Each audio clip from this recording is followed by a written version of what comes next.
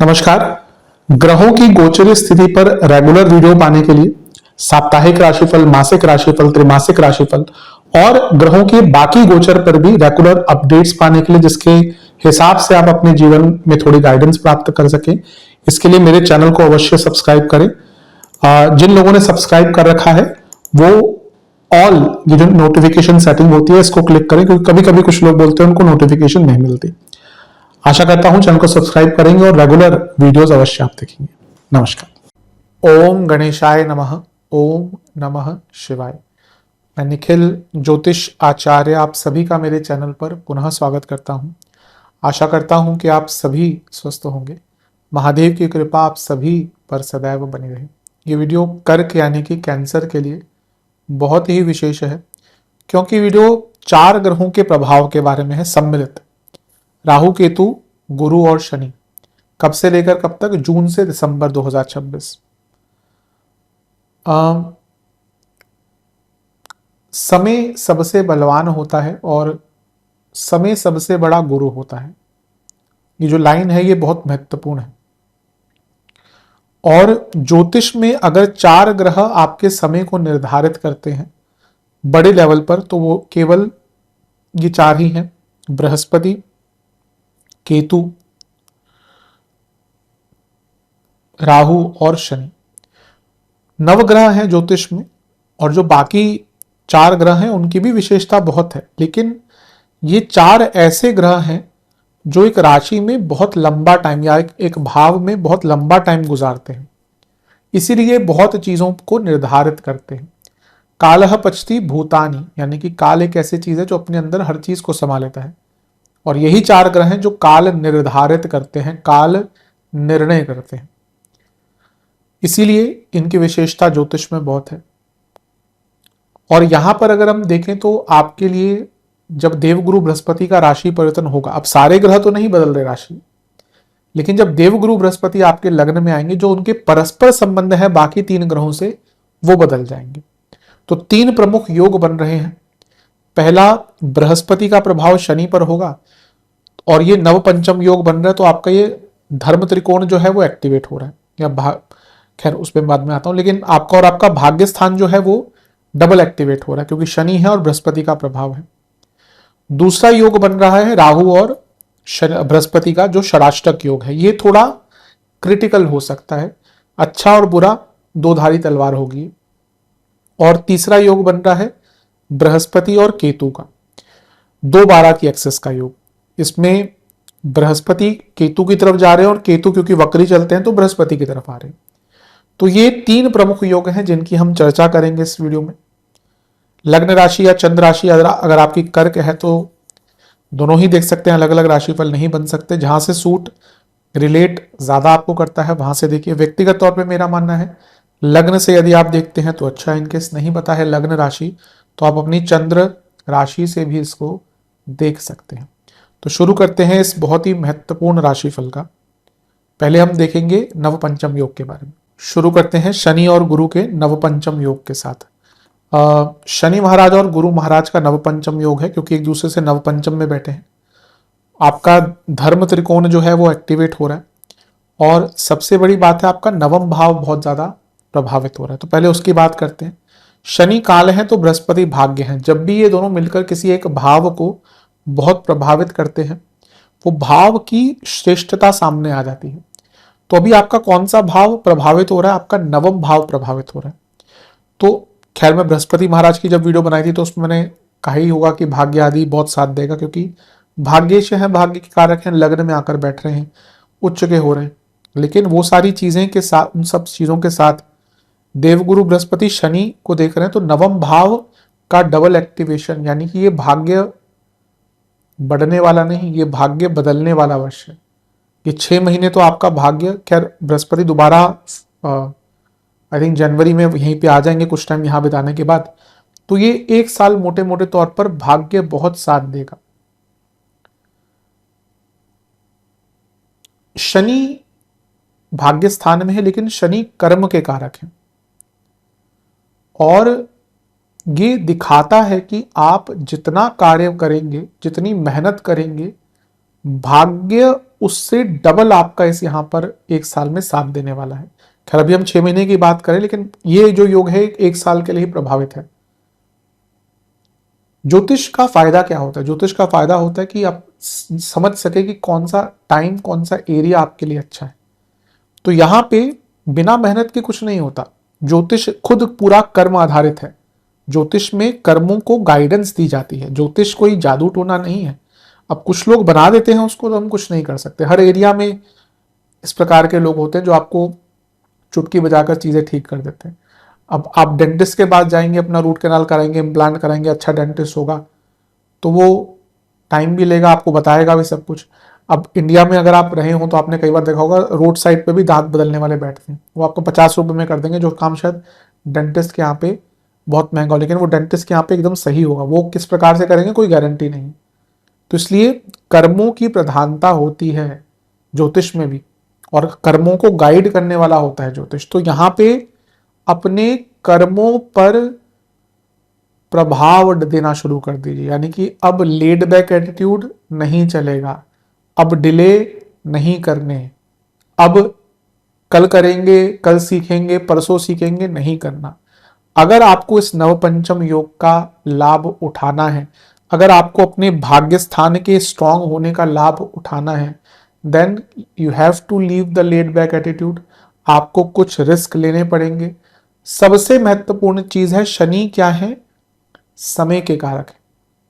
तो आपको time management पर ध्यान देना पड़ेगा। अगर आपने अब टाइम मैनेजमेंट पर ध्यान नहीं दिया, आपके ये कितने भी अच्छे योग बन जाए, मैं हमेशा कहता हूं ना, आपकी कुंडली में कितने भी अच्छे योग हो, अब भले कोई कितना अमीर हो, उसके घर में एक बच्चा पैदा होता है, अगर वो बच्चा कुछ करेगा ही नहीं, तो उसकी जितने भी रियासत है, जितना भी कुछ है, सब कुछ बिक जाएगा। जितना भी पैसा उसने कमाया है वो सब खराब हो जाएगा। कई लोग हमने देखे हैं ऐसे कि माँ बाप ने या पूरी पीढ़ी ने बहुत अच्छा काम किया, और एक व्यक्ति ऐसा पैदा हो गया जिसने सब नष्ट कर दिया। कर्मों की प्रधानता तो वहीं से आती है ना। ठीक है, वो कुंडली में भी होगा योग। तो यहां पे आपको भाग्य का बहुत साथ मिलेगा, लेकिन आपको डबल मेहनत करनी होगी, और जो डबल मेहनत करेंगे उसके ट्रिपल आपको रिजल्ट मिलेंगे। इसलिए जो भी करने की सोच रहे थे, जो भी सीखने की सोच रहे थे, पंचम से पंचम भाव एक्टिवेट हो रहा है, तो जो सीखने की सोच रहे थे, कुछ नया करने का विचार कर रहे थे, कुछ रिस्क लेना चाह रहे थे, वो अब लेना शुरू कर दीजिए। ये टाइम है उसका। ये आपका धर्म त्रिकोण एक्टिवेट हो रहा है। धर्म का मतलब एक तो पूजा पाठ आदि है ही, लेकिन जैसे मैं हमेशा कहता हूं, धर्म क्या है? धारणीय है। धर्म आपकी रिस्पॉन्सिबिलिटीज है। एक क्षत्रिय का धर्म ये है, उसको जाके लड़ना है। एक ब्राह्मण धर्म क्या है? उसको पढ़ाना है, सिखाना है, राय देनी है, मशवरा देने हैं। तो इस प्रकार से धर्म धारणीय होता है। हमारे देश में हमेशा आपके जो आप जो करते हैं, वहीं से आपका जो वर्ग है, वो जो आपका जो धर्म है वो आता है। कि एक व्यक्ति अगर पढ़ा रहा है, वो किसी भी कुल में पैदा हुआ, वो ब्राह्मण की श्रेणी ही प्राप्त करता है। एक व्यक्ति अगर आपको राय दे रहा है, एक व्यक्ति अगर बॉर्डर पे जाके लड़ रहा है, एक व्यक्ति अगर पुलिस में है, एक व्यक्ति अगर आर्मी में है, तो किसी भी कुल में पैदा हुआ वो क्षत्रिय है।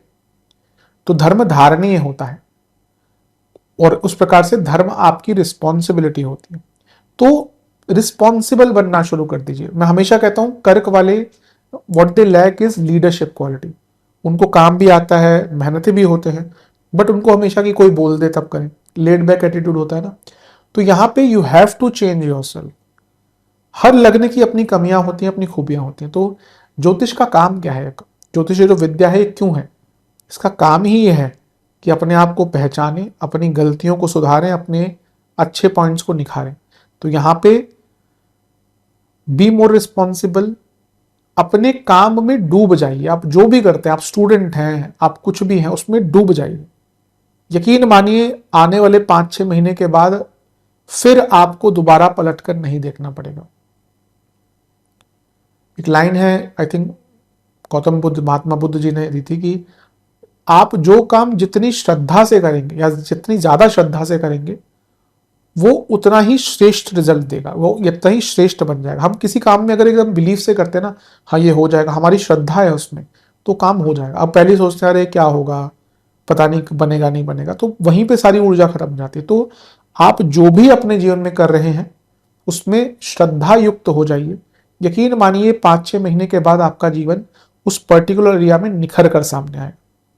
बाकी धन के लिए अच्छा है ही, संतान के लिए अच्छा है, जिनकी लेट भी हो रही थी संतान उनके लिए भी अच्छा है, क्योंकि पंचम से पंचम में शनि है, लेट करते हैं, लेकिन बृहस्पति का प्रभाव आ गया। ज्ञान की वृद्धि होगी, शास्त्रीय ज्ञान की वृद्धि होगी, धार्मिक ज्ञान की वृद्धि होगी, और लक्ष्मी त्रिकोण, लक्ष्मी दोनों लक्ष्मी स्थान है ना, तो बृहस्पति इन दोनों को कनेक्ट कर रहे हैं, तो लक्ष्मी की प्राप्ति भी होगी। और जब मैं लक्ष्मी की बात करता हूं तो वो वैभव है, वो ऐश्वर्य है, केवल धन नहीं है। तो ये बहुत अच्छा योग आपके लिए बन रहा है, इसका उपयोग कीजिए। मेरे हिसाब से ये संयोग आपके लिए बहुत श्रेष्ठ है। और फिर से कहूंगा, अपने कर्मों में श्रद्धापूर्ण तरीके से लग जाइए। हर जीवन के एरिया को आपके ये जो योग है ये बदल कर और बेटर कर जाएगा। अब बात करते हैं राहु और गुरु के षडाष्टक योग की। गुरु से राहु 8वें में है, राहु से गुरु 6ठे में है। ये षडाष्टक योग बनता है कि थोड़ा ट्रबलसम हो सकता है, थोड़ा प्रॉब्लमेटिक हो सकता है, क्योंकि ये दोनों ही एक्सपेंशन के ग्रह हैं, लेकिन एक ग्रह बैठा है 8वें में, और गुरु जो लग्न में है वो 6ठे घर के स्वामी भी है। यानी कि जो भी हमने नवपंचम योग की बात करी,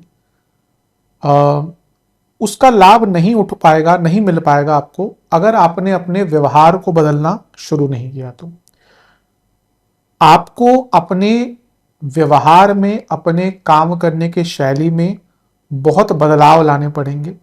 मैं अगर मोटे मोटे तौर पर कहूं, आपको अपने पूरे लाइफस्टाइल में बहुत बदलाव लाने पड़ेंगे अगर आप चाहते हैं कि आप इस योग का लाभ उठा पाए।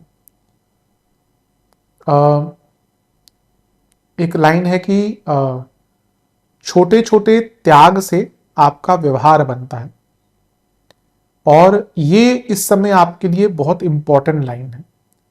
कभी कभी क्या होता है कि ना, हम आगे तो बढ़ना चाहते हैं लेकिन अपने जीवन में कुछ भी त्यागना नहीं चाहते। अब अगर लता मंगेशकर जी कहती कि नहीं मुझे बहुत बड़ा सिंगर बनना है लेकिन मैं रियाज नहीं करूंगी, तो हो सकता था। अगर उन्होंने इतना रियाज किया तो उन्होंने बहुत कुछ त्यागा होगा ना। अगर सचिन तेंदुलकर जी बोले कि नहीं मेरे को बैट्समैन दुनिया का सबसे बड़ा बनना है लेकिन मैं प्रैक्टिस नहीं करूंगा, अब उन्होंने जितने साल वो खेले, उनको अपनी फैमिली लाइफ, अपना पर्सनल लाइफ कितना सेक्रीफाइस किया होगा। तो इसलिए to achieve something big we have to sacrifice something big. तो अगर आप इस नवपंचम योग की जो हमने बात करी थी, अगर आप उसका फायदा उठाना चाहते हैं, अगर आप अपने जीवन में आगे बढ़ना चाहते हैं, तो पहले आपको त्यागना सीखना पड़ेगा। अब त्याग क्या क्या हो सकता है? सबसे पहला त्याग अपनी एडिक्शंस का। आपको जो भी चीज अभी एडिक्टेड है आप, बहुत ज्यादा खाना खाने के हैं, अल्कोहल है, सिगरेट है, बाकी चीजें हैं, उन सब से निकलने का प्रयास कीजिए, वरना ये व्यर्थ जाएगा। आप अगर राशिफल सुनते हैं, सुन के कुछ करते नहीं, तो केवल वो कहानी सुनने लायक है। तो यहाँ पे अगर आपको इस नवपंचम योग की जो हमने बात करी थी उसका लाभ उठाना है, then you have to start sacrificing your addictions, your bad habits. फिर अष्टम में राहु, तो आपको अपने सोच को बदलना पड़ेगा। ये राहु आपके 12वें घर और 4थे घर को भी देख रहे हैं, और बृहस्पति से षडाष्टक योग है। जब तक आप बदलाव नहीं करेंगे अपने सोचने के तौर तरीके में, तब तक कुछ भी नहीं बदलेगा। ये थोड़ा अनकंफर्टेबल योग है, आपको अपने कंफर्ट जोन से थोड़ा निकलना पड़ेगा, तभी इसका लाभ मिलेगा। तो आप जो भी करते आए हैं, हो सकता है कुछ लोगों को पूरी ही चीजें बदलनी पड़े, पूरा ही काम बदलना पड़े। तो be ready to get out of your comfort zone, और जैसा मैंने कहा, त्यागना शुरू कर दीजिए अपनी बुरी चीजों को। कुछ नए रास्ते आपके लिए खुलेंगे, पर फिर से षडाष्टक योग है, जो नए रास्ते खुलेंगे वो बहुत इजी नहीं होंगे। तो अगर आप अपने जीवन में बदलाव चाहते हैं, तो जो मैंने चीजें कही हैं उन पर ध्यान देना शुरू कर दीजिए। करियर में जॉब चेंज करने का बहुत अच्छा मौका है, और जो 2 नंबर का काम करते हैं, जो स्पेकुलेटिव मार्केट में काम करते हैं, कुछ अनकन्वेंशनल काम करते हैं, उनके लिए भी योग बहुत अच्छा है। लेकिन एक जगह पर यह योग बहुत खतरनाक रिजल्ट दे सकता है। पिछले साल किसके लिए बना था षडाष्टक? आई थिंक हाँ, सिंह के लिए बना था। लग्न में केतु, अष्टम में शनि। मैंने वीडियो बनाई थी ऐसी ही, इतने लोगों का कॉल आया कि उनको सब जुलाई अगस्त तक आते आते बहुत क्रॉनिक डिजीज स्टार्ट हो गई थी। आपके भी षडाष्टक योग लग्न और अष्टम में बन रहा है, और आपके लग्न में बृहस्पति है जो 6ठे घर के स्वामी हैं। तो ये कॉम्बिनेशन अच्छा नहीं है। ये राहु इन रिटर्न आपके 12वें घर को भी देख रहे हैं, तो 6 8 12 का मिलन हो गया और लग्न का भी मिलन हो गया। तो हेल्थ वाइज ये योग बहुत अच्छा नहीं है। क्रॉनिक डिजीज, लंबी बीमारियां, अनडायग्नोजेबल प्रॉब्लम, आप में से कई लोगों को अगले 5-6 महीने समझ नहीं आएगा कि हो क्या रहा है। जा रहे हैं डॉक्टर के पास, टेस्ट हो रहे हैं दुनिया भर के, खून निकाल रहे हैं बॉडी से, रिपोर्ट सारी सही आ रही है, लेकिन प्रॉब्लम नहीं जा रही। तो हेल्थ वाइज ये अच्छा योग नहीं है। कई प्रकार की क्रॉनिक डिजीज, कई प्रकार के रोग तंग कर सकते हैं। फैटी लीवर हो, इंटेस्टाइन के इश्यूज हों, गॉल ब्लैडर की प्रॉब्लम हो, डायबिटीज कुछ लोगों को डायग्नोज हो सकती है। अगर आप इंडिया में रहते हैं, इंडिया में खाना पीना आपका होता है, तो भैया अगर आपकी फैमिली हिस्ट्री डायबिटीज की है और आपने कुछ बदलाव नहीं किया, 100% है कि आपको होगी। आजकल क्योंकि इंडियन डाइट ही ऐसी है जो बहुत कार्बोहाइड्रेट ओरिएंटेड है। लोग कहते हैं पहले भी तो लोग ऐसा ही खाते थे, वो ये नहीं समझते पहले लोग चलते कितना थे। अगर आप बहुत चल रहे हैं, बहुत मोबालाइज हैं, आप बहुत एक्टिव हैं, आप कार्बोहाइड्रेट ज़्यादा खाते हैं, चल जाता है। पर अगर आप हिलते ही नहीं, आज की डेट में बहुत लोग कम हिलते हैं। आजकल तो सामान भी सारा बैठे बैठे ऑर्डर करके घर से, वो बस दरवाजे तक जाना पड़ता है, और कई लोगों के घर में तो मेड्स होती हैं, तो दरवाजे तक भी जाने के लिए मेड्स होती हैं, तो वो वहां पर भी नहीं चलना पड़ता। तो आई थिंक यहाँ पे बहुत क्रॉनिक डिजीज आपको घेर सकती हैं अगर आपने अपने हेल्थ पर ध्यान नहीं दिया। हेल्थ वाइज ये षडाष्टक योग बहुत प्रभावित कर सकता है, इसका ध्यान दीजिएगा। अब बात करते हैं बृहस्पति और केतु के दोबारा के एक्सेस की। बृहस्पति और केतु महाराज की दोबारा की एक्सेस बन रही है। बृहस्पति से केतु दूसरे में है, तो केतु से बृहस्पति दोबारा एक्सेस में है, 12वें में है। लेकिन मूलतः ये देखने की बात है कि बृहस्पति जहां केतु की तरफ जा रहे हैं, केतु बृहस्पति की तरफ आ रहे हैं। ये दोनों ग्रह, बृहस्पति भी और केतु भी, डेट दिखाते हैं, ऋण। केतु तो ऋण के कारक ही हैं, जिसमें डेट भी आ जाता है, जो लोन वगैरह होते हैं। और जो हमारे ऋणाणु बंधन होते हैं, जो पुराने जन्म के बंधन होते हैं, वो भी कहीं ना कहीं ये दो ग्रह दिखाते हैं। अगर किसी की कुंडली में बृहस्पति केतु साथ में है, त्रिकोण में है, बहुत हैवी डेट ओरिएंटेड, कार्मिक डेट ओरिएंटेड कुंडली हो जाती है। ये अलग टॉपिक है, मैं बहुत ज्यादा जाऊंगा नहीं।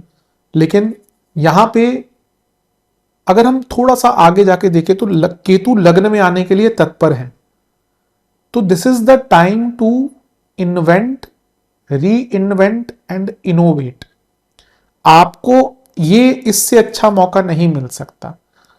आप भले ही लेड बैक रहे हो, जो मैं कई बार बोलता हूं, आपने मौके नहीं उठाए हो जीवन में, अगर इस टाइम भी आपने अपने आप को री इन्वेंट नहीं किया, this is the time for री इन्वेंशन।